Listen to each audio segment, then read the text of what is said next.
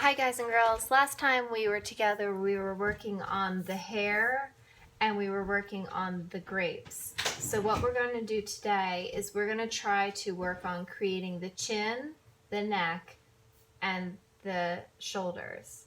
So first thing you want to do is you want to figure out where your eyes would be on the project. So your eyes, if you ever look at yourself in the mirror, this space between your eye and your chin is equal to the space from the top of your head. Eyes are right smack in the middle. So if this is going to be my eye level, then I know that this is where my chin should be. So I'm going to make a little mark right there so that I know exactly where that is. So now I'm going to try to round out my chin.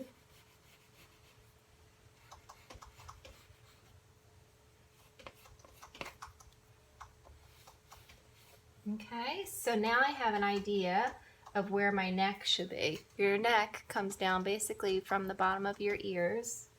So I'm going to go ahead and draw the neck on each side. See how I made that come out from the sides where my ears would wind up being? You don't want to make your neck come down right here because then you would kind of look like a cartoon. So then you have to start thinking about what kind of shirt you want to wear. I usually wear just plain shirts, really. So there's my collar, and you know, you can design your collar any way you want. Now you would just want to do your shoulders. Now you don't want to go straight down because then it would look like you're missing your shoulders. What you want to do is you want to kind of curve them, and then eventually they'll go downward, usually kind of close to the edge of the page. Now you might want to show the crease for where your armpit is, because your shirt usually does tend to wrinkle in that location. Okay, and that's usually right under your ear. So if you like look at it on your own body. Okay, so now what you want to do is you want to try to look and see, well, what features are actually going to show on my face. Now you know that you might have that little crease right here under your chin. So you don't want to make your chin too big, but there might be a little crease right here.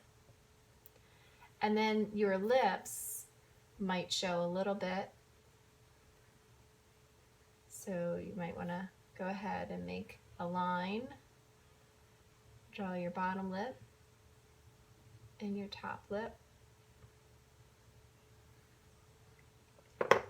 You can color that in.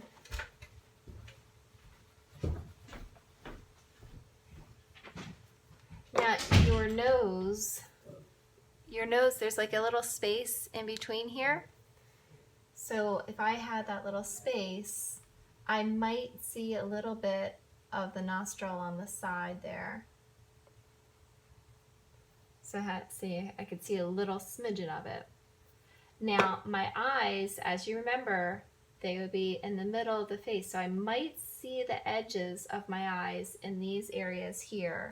So I will use my black crayon to try to show that edge of my eye. Maybe the edge of my eye over here as well. Right. So she's making a little bit less than Delsey said. So I can do my eyelashes a little bit. I don't know if you'll see, I have blue eyes, so maybe a little tiny bit, but then after you do that, you can start coloring in your face. This is supposed to be me. Some of you didn't want to draw yourself, and that's okay. You don't have to draw yourself. I'm not gonna force anybody to do that. I just usually pick me to draw because I know that it's relatively easy for me. So just add color in all the areas that you want. I used the brown for the shadows, so you can like go ahead and you can add more shadows. Like I usually color with whatever my skin tone predominantly is, and then I pick a darker color to add the shadows.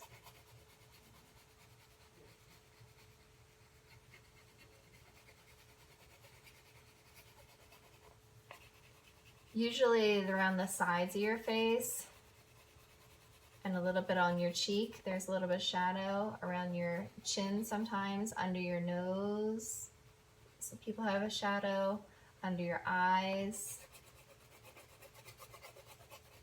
Even like your hair sometimes casts a shadow on your forehead. Okay, so if you have a darker complexion, you can add like a black even to add your shadows. Some people even will use a little bit of purple. It's more of an impressionistic way of showing your shadows. It's nice. And then just, take your time coloring your shirt. In the background of the Matisse, oops, I messed up, I went out of the line. Sorry, coloring fast. In the background, he wound up drawing clouds. I'm using a white, I shouldn't do that. I'm gonna just use a gray.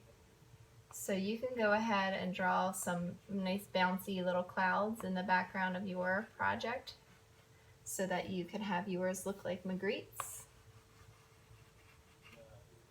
And then you can use like a sky blue if you have one. Looks like my sky blue disappeared. And then you can just color your sky.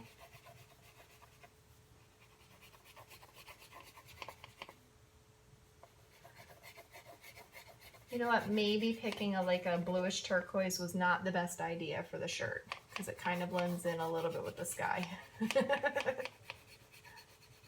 Didn't think of that. Okay, so let me hold this up so you can kind of get a better look at it. So there you have it. Just think about the proportions of your face. Think about where your features are behind the object that you have floating in front of your face. Okay, good luck everybody.